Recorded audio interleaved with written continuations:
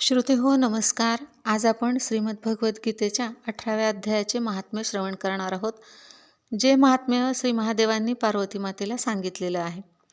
तर श्रवण करूयात. पार्वती माता म्हणाल्या, भगवंता, आपण 17व्या अध्यायाचे महात्म्य कथन केले. आता 18व्या अध्यायाचे महात्म्य वर्णन करा. श्री महादेवजींनी म्हटले, गिरिकुमारी, हे पार्वती, चैतन्यमयी आनंदाचा वर्षाव करणाऱ्या, ज्याचे महात्म्य वेदापेक्षाही उत्तम आहे, अशा गीतेच्या 18व्या अध्यायाचे महात्म्य श्रवण करा. हे सर्व शास्त्राचे सार कानात पडणाऱ्या अमृताप्रमाणे, तसेच संसारातील यातना छिन्नविछिन्न करणारे आहे. सिद्धपुरुषांसाठी हे परम रहस्य आहे. यामध्ये अविद्येचा नाश करण्याचे पूर्ण सामर्थ्य आहे. हे भगवान विष्णूचे चैतन्य आणि सर्वश्रेष्ठ परमपद आहे. इतकेच नाही तर हे विवेकमयी वेलीचे मूळ, काम, क्रोध आणि मद नष्ट करणारे, इंद्र इत्यादी देवतांच्या मनाचे विश्राम मंदिर आहे. तसेच सनक सनंदन इत्यादी महायोग्यांचे मनोरंजन करणारे आहे. याच्या पठणाने यमदूताची गर्जना बंद होते.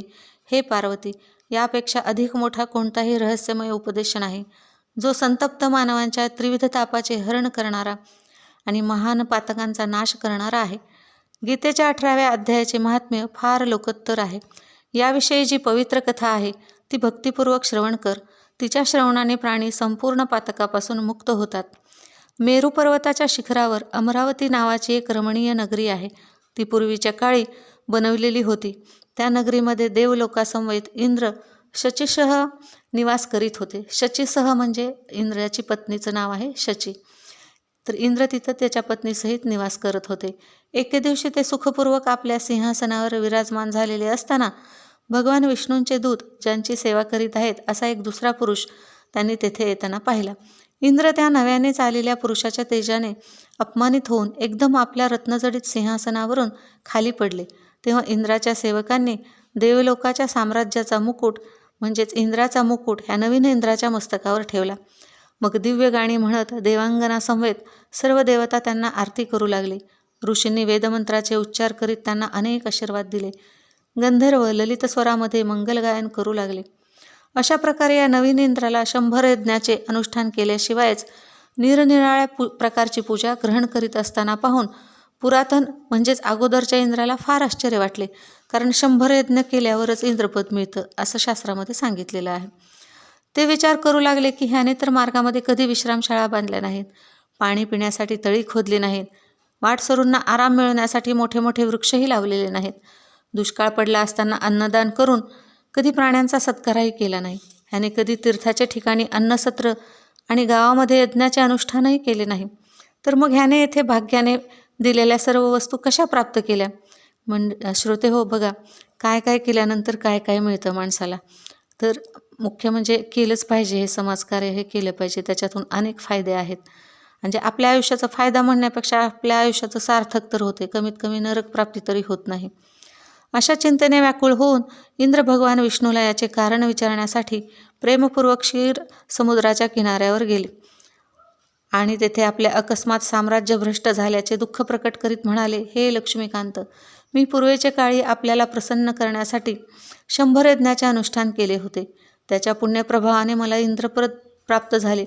परंतु यावेळी कोणी दुसराच इंद्र स्वर्गामध्ये अधिकार बळकावून बसला आहे. त्याने तर कधीही धर्माचे अथवा यज्ञाचे अनुष्ठान केलेले नाही.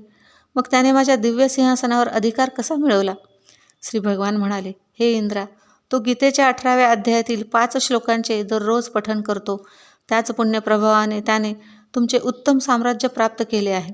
गीतेच्या 18व्या अध्यायाचे पठण हे सर्व पुण्याचे मुकुटमणी आहे. त्याचा आश्रय घेऊन तुम्हीही आपल्या पदावर स्थिर होऊ शकता. भगवान विष्णूचे हे वचन ऐकून तो उत्तम उपाय समजून घेऊन ब्राह्मणाचा वेश धारण करून इंद्र गोदावरी नदीच्या किनारी गेले. तेथे काळाचेही मर्दन करणारे भगवान कालेश्वर विराजमान आहेत. त्याच गोदावरी नदीच्या तीरावर एक परमधर्मात्मा ब्राह्मण बसलेले होते. ते फार दयाळू आणि वेदशास्त्र पारंगत असे विद्वान होते. त्यांनी आपल्या मनाला वश केले होते आणि दररोज गीतेच्या 18व्या अध्यायाचे अध्ययन करीत होते. त्यांना पाहून इंद्राने मोठ्या प्रसन्नतापूर्वक त्यांच्या चरणकमलावर आपले मस्तक ठेवले आणि त्यांच्याकडून गीतेच्या 18व्या अध्यायाचे पठण केले. त्यांच्या पुण्याईमुळे त्यांना श्री विष्णूच्या सायुज्य पदाची प्राप्ती झाली. इंद्रादी देवाचे पद फार कनिष्ठ आहे असे जाणून परमानंदाने ते उत्तम वैकुंठ धामाप्रत गेले. असो. म्हणूनच हा अध्याय मुनिजनांसाठी श्रेष्ठ असे परमतत्व आहे. हे पार्वती, 18व्या अध्यायाच्या दिव्य महात्म्याचे हे वर्णन संपूर्ण झाले. ह्याच्या श्रवणमात्रे करून सर्व प्रकारच्या पातकापासून मुक्तता होते. अशा प्रकारे संपूर्ण गीतेचे पापनाशक महात्म्य सांगितले गेले आहे. महाभागे, जो पुरुष श्रद्धेने हे महात्म्य श्रवण करतो तो सर्व यज्ञाचे फल प्राप्त करून अंतकाळी श्री विष्णूचे सायुज्यपद प्राप्त करतो. श्रोते हो, कसं वाटलं तुम्हाला हे 18व्या अध्यायाचं महात्म्य? बघा, जर आपण चांगली कामं केली, इतका मोठा ठेवा आहे आपल्या शास्त्रामध्ये, परंतु आपण तो बघत नाही. आता सध्याच्या काळात तर परदेशातले लोक येऊन आपले मंत्र तंत्र सगळं शिकून चाललेत, पण आपण साधं एक स्तोत्रसुद्धा सकाळी म्हणत नाही. सगळे म्हणतच नाही, काही जण सोडले तर ह्या गोष्टी होत नाहीत. आता अलीकडं बऱ्याच गोष्टी होत नाही. तर कमीत कमी आपली संस्कृती जपण्याचा पण आपण म्हणजे प्रयत्न केला पाहिजे. कारण बाहेरचे लोक शिकून जातील आणि परत आणखीन आपल्यावर इंग्रजांनी अगोदर कसं 150 वर्ष आयुष्य केलं तसं आणखीन गुलामगिरी पत्करायची वेळ येते का काय, असं मला वाटतं. कारण संस्कृत भाषा प्रत्येकजण शिकायला लागलेला आहे. बाहेरच्या जगामध्ये बऱ्याच जणांना आपली भारतीय संस्कृती आवडते, पण आपण मात्र भारतीय संस्कृतीसारखं राहण्याचा शक्यतो प्रयत्न करतच नाहीत. एक क्वचित लोक सोडले तर. होय, धोकाधक्कीचं आयुष्य आहे, ठीक आहे, सगळं आहे, मान्य आहे, परंतु आपण आपल्या संस्कृतीला पण थोडंसं धरून राहिलंच पाहिजे. तर मंडळी, आज हे 18व्या अध्याय संपलेले आहेत आपले महात्म्याचे. आता ह्याच्या पुढच्या ह्याच्यामध्ये गजानन महाराजांचे जे अध्याय आहेत ते थोडे राहिलेले आहेत माझे तुम्हाला श्रवण करण्याचे, तर ते करूयात. कशी वाटले तुम्हाला आत्तापर्यंतचं सगळं? नक्कीच कमेंट करून कळवा. व्हिडिओ आवडला असेल तर नक्कीच लाईक, शेअर आणि सबस्क्राईब करा. धन्यवाद.